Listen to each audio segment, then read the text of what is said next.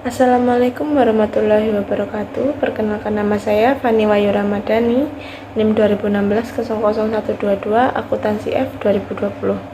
Di sini saya akan menjelaskan mengenai proposal saya yang berjudul analisis dampak likuiditas waktu jatuh tempo dan kupon obligasi terhadap perubahan harga obligasi korporasi di Bursa Efek Surabaya. Bab pertama ada latar belakang yang menjelaskan perkembangan investasi di Indonesia saat ini sudah membaik. Masyarakat tidak hanya dapat berinvestasi di lembaga keuangan lain, tetapi juga berinvestasi di pasar saham dalam bentuk obligasi.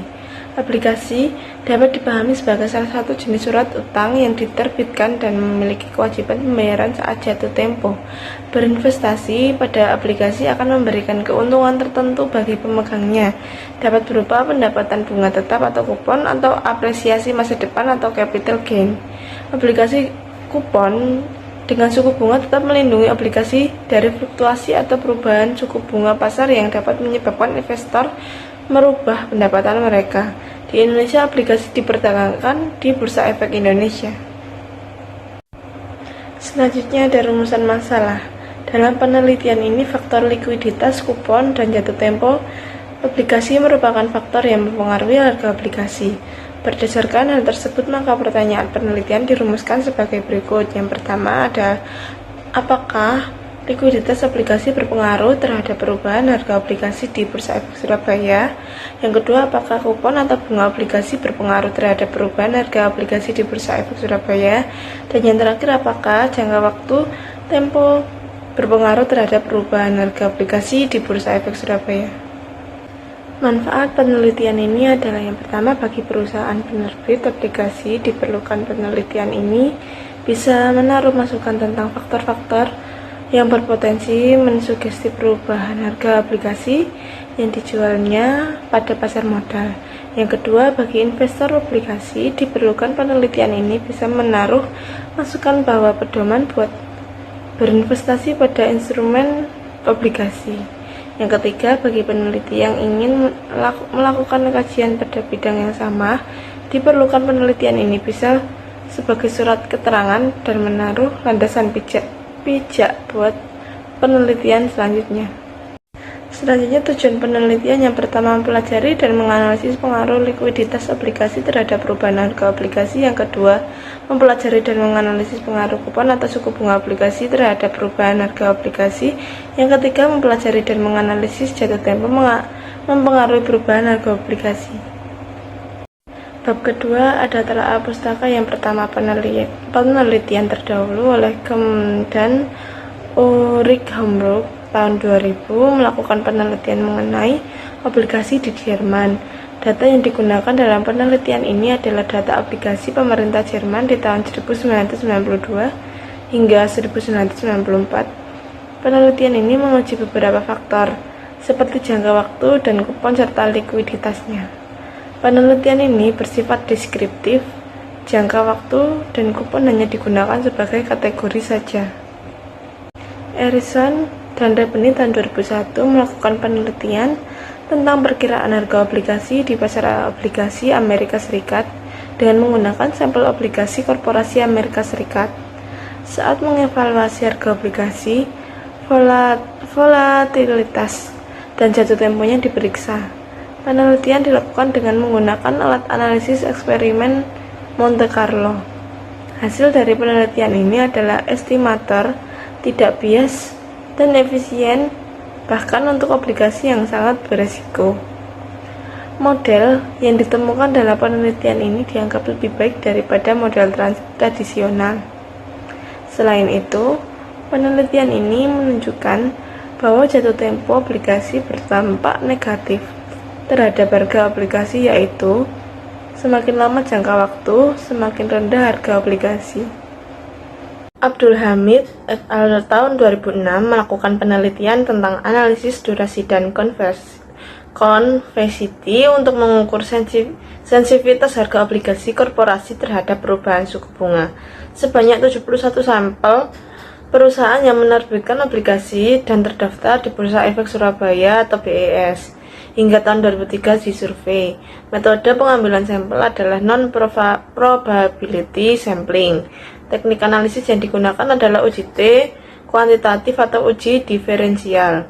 Kesimpulan dari penelitian ini adalah tidak terdapat perbedaan yang signifikan antara harga yang diukur dengan durasi dan konversity dengan harga pajak yang sebenarnya.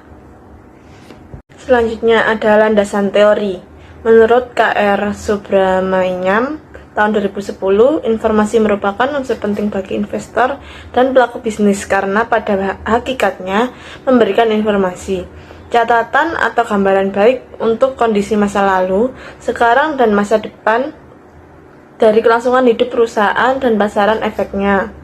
Investor pasar modal membutuhkan informasi yang lengkap, akurat, dan tepat waktu sebagai alat analisis untuk pengambilan keputusan investasi. Menurut Zulfikar, tahun 2016, aplikasi adalah surat utang jangka panjang yang dapat dialihkan jangka menengah yang berisi janji penerbit untuk membayar bunga untuk jangka waktu tertentu dan membayar pokok pada waktu tertentu kepada pembeli obligasi.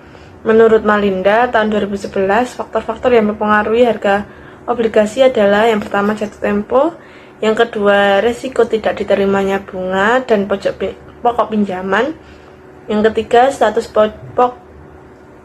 pajak pembeli, yang keempat terdapat ketentuan bahwa penerbit obligasi dapat menebus obligasi tersebut sebelum tanggal jatuh tempo. Yang terakhir ada jumlah kupon. Untuk kerangka konseptualnya, berdasarkan kajian teori yang telah dikemukakan, kerangka konseptual yang disusun oleh penulis yang menggambarkan hubungan antar variabel sebagai berikut. Selanjutnya ada hipotesis yang diajukan dan diuji dalam penelitian ini adalah sebagai berikut. H1 atau hipotesis 1, likuiditas obligasi berpengaruh positif terhadap perubahan harga obligasi pada perusahaan yang terdaftar di BES atau Bursa Efek Surabaya. Hipotesis 2, kupon atau tingkat bunga berpengaruh positif terhadap perubahan harga obligasi pada perusahaan yang terdaftar di BES atau Bursa Efek Surabaya. Hipotesis 3, jangka waktu jatuh tempo berpengaruh negatif terhadap perubahan harga obligasi pada perusahaan yang terdaftar di BES atau Bursa Efek Surabaya.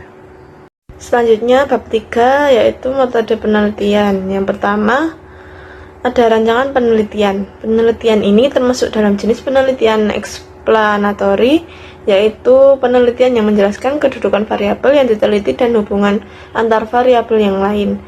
Menurut Husain Umar tahun 2005, pada penelitian ini dikembangkan untuk model penelitian yang bertujuan untuk menguji hipotesis penelitian yang telah ditetapkan pada bab sebelumnya. Yang kedua ada populasi, sampel, dan teknik pengambilan sampel. Populasi dalam penelitian ini adalah perusahaan yang menjual dan memperdagangkan obligasi di Bursa Efek Surabaya sampai dengan tahun 2005. Jumlah keseluruhan perusahaan adalah 96 perusahaan.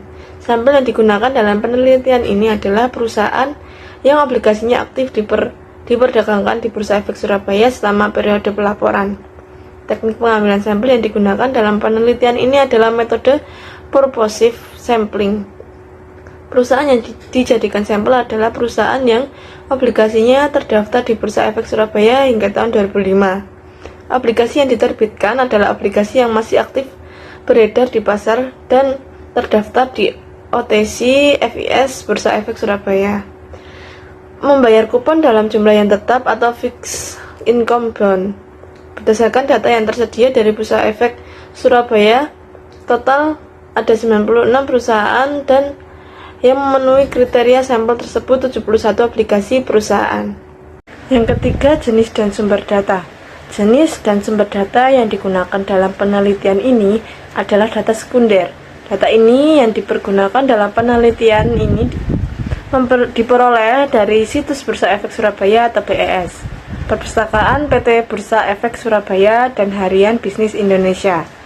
Data emisi obligasi dan berbagai ketetapan lain dalam indentur diperoleh dari prospektus di Perpustakaan PT Bursa Efek Surabaya. Yang keempat, teknik pengumpulan data. Teknik pengumpulan data dalam penelitian ini adalah teknik dokumentasi. Pengumpulan data dimulai dengan tahap penelitian pendahuluan, yaitu melakukan studi kepustakaan dengan mempelajari buku-buku dan bacaan-bacaan lain yang berhubungan dengan pokok bahasan dalam penelitian ini. Pada tahap ini juga dilakukan pengkajian data yang dibutuhkan, yaitu mengenai jenis data yang dibutuhkan, ketersediaan data, cara memperoleh data, dan gambaran cara pengolahan data. Tahapan selanjutnya adalah penelitian pokok yang digunakan untuk mengumpulkan keseluruhan data yang dibutuhkan guna menjawab persoalan penelitian dan memperkaya literatur untuk menunjang data kuantitatif yang diperoleh. Selanjutnya ada variabel penelitian dan pengertian operasional variabel. Berikut ini adalah definisi operasional variabel yang digunakan dalam penelitian ini. Yang pertama, likuiditas obligasi diukur dengan menggunakan frekuensi perdagangan obligasi setelah diperdagangkan di Bursa Efek Surabaya. Data diperoleh dari Harian Bisnis Indonesia dan HTTP www.bes.co.id. Selanjutnya ada kupon, diukur dengan menggunakan kupon yang diberikan oleh emiten obligasi. Data diperoleh dari prospektus obligasi yang ada di perpustakaan PT Bursa Efek Surabaya. Selanjutnya jangka waktu jatuh tempo diukur dari jangka waktu jatuh tempo obligasi. Data diperoleh dari prospektus obligasi yang ada di perpustakaan PT Bursa Efek Surabaya. Berikutnya ada persentase perubahan harga obligasi, diukur dengan rumus sebagai berikut. Rumus P dikurangi PT kurangi 1 dibagi P kurangi PT kurangi 1. Rumus tersebut untuk menghitung persentase perubahan harga obligasi dengan keterangan P adalah harga obligasi periode T, PT kurangi 1 harga obligasi periode T kurangi 1. Harga obligasi diperoleh dari Harian Bisnis Indonesia. Selanjutnya, teknik analisis data menggunakan pengujian asumsi klasik dilakukan agar hasil analisis regresi memenuhi kriteria Blue atau Bayes Linear Unbiased Estimator. Uji asumsi klasik terdiri dari uji normalitas data, uji autokorelasi, uji heteroskedastisitas, dan uji multikolinearitas. Yang pertama, uji normalitas data. Uji normalitas pada data dilakukan dengan menggunakan uji satu arah Kolmogorov-Smirnov. Akhir tahun 1998 mengemukakan bahwa normalitas data dapat diperiksa melalui uji Kolmogorov-Smirnov. Jika nilai Z statistikanya tidak signifikan, maka disimpulkan bahwa data distribusi normal. Uji Kolmogorov-Smirnov dipilih dalam penelitian ini karena dapat menyimpulkan secara langsung apakah data distribusi normal secara statistik. Selanjutnya, uji heterokedastisitas digunakan untuk menguji apakah model regresi terjadi kesamaan varians dari residual satu pengamatan ke pengamatan yang lain. Model regresi yang baik adalah yang homokedastisitas atau tidak terjadi heterokedastisitas.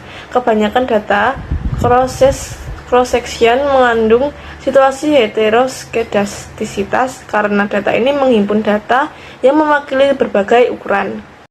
Selanjutnya ada uji multikolinearitas, bertujuan untuk menguji apakah model regresi ditemukan adanya antara kolerasi variabel bebas atau independen.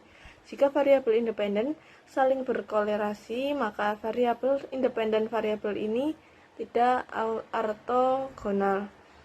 Variabel ortogonal adalah variabel independen yang nilai korelasi antara sesama variabel independen adalah sama dengan 0.